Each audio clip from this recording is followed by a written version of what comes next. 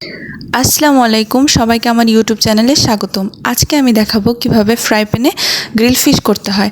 আমি grill fish করার জন্য তেলাপিয়া মাছ নিয়েছি। আপনারা চাইলে যে কোনো মাছ নিতে পারেন। মাছটিকে আমি লবণ দিয়ে ধুয়ে পরিষ্কার করে নিয়েছি। এখন আমি মাছের দুপাশ ঠিক এভাবে কেটে নিয়েছি। মনে রাখতে হবে মাছ কেটে নেওয়ার সময় পুরোপুরি যেন মাছটা কেটে না যায়। মাছটি আমি আলতোভাবে কাটা বরাবর কেটে নিয়েছি। দুপাশে একই রকমভাবে কেটে নিয়েছি। দেখুন, আমি ভীষণ ডিপ করে কেটেছি, কিন্তু কাঁটাটা আমার ভেঙে যায়নি। এর মধ্যে দিয়ে দেবো 1 টেবিল চামচ রসুন বাটা, 1/2 টেবিল চামচ পেঁয়াজ বাটা, 1 টেবিল চামচ আদা বাটা, 1/2 চা চামচ গোলমরিচ গুঁড়ো, 1 চা চামচ হলুদ গুঁড়ো, 1 চা চামচ ধনিয়া গুঁড়ো, 1/2 চা চামচ জিরা গুঁড়ো। আমি 1.5 চা চামচের মতন শুকনো মরিচের গুঁড়ো দিয়েছি। আমি এখন উঁচু করে 1.5 চা চামচ রাঁধুনি বারবিকিউ মশলা দিয়ে দিচ্ছি। আপনারা চাইলে যে কোনো ব্র্যান্ডের মশলা ব্যবহার করতে পারেন। এখন আমি দিয়ে দিব 2 টেবিল চামচ টক দই। টক দইয়ের কারণে মাছ থেকে কোনো আষ্টে গন্ধ আসবে না।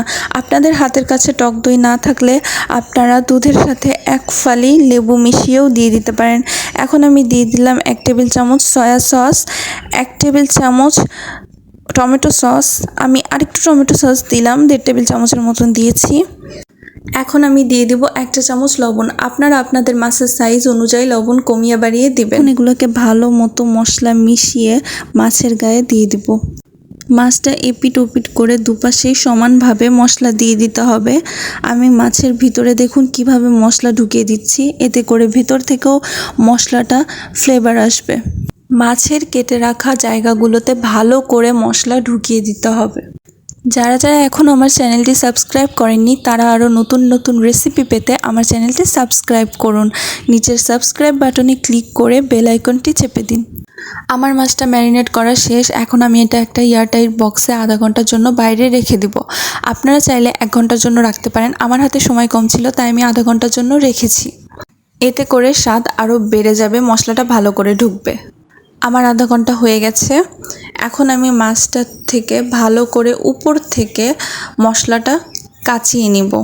উপর থেকে মশলা কাচার কারণ হলো যখন আমি ফ্রাই প্যানে গরম তেলে মাছটা দিব তখন যাতে এই মশলাগুলো পুড়ে না যায়, তাই আমি উপর থেকে মশলা কেচে কেচে মাছের ভিতরে দিয়ে দিচ্ছি। ভিতরে ভালো করে মশলা দিতে হবে। এভাবেই এপিট ওপিট করে আমি মশলাগুলো মাছের ভিতর ঢুকিয়ে দিলাম। এখন আমি চুলায় একটা ফ্রাই প্যান বসিয়ে দিলাম। এর মধ্যে আমি 4 টেবিল চামচ সরিষার তেল ব্যবহার করব। আপনারা চাইলে সয়াবিন তেলও ব্যবহার করতে পারেন, তবে আমি সরিষার তেল ব্যবহার করেছি যাতে ঘ্রাণটা আরও বেশি ভালো লাগে। এখন এই তেলটিকে ফ্রাই প্যানের চারদিকে ছড়িয়ে দিব আর খুব ভালোভাবে গরম করে নিব। ভালো মতো গরম হলে এর মধ্যে ম্যারিনেট করা মাছটি দিয়ে দিব।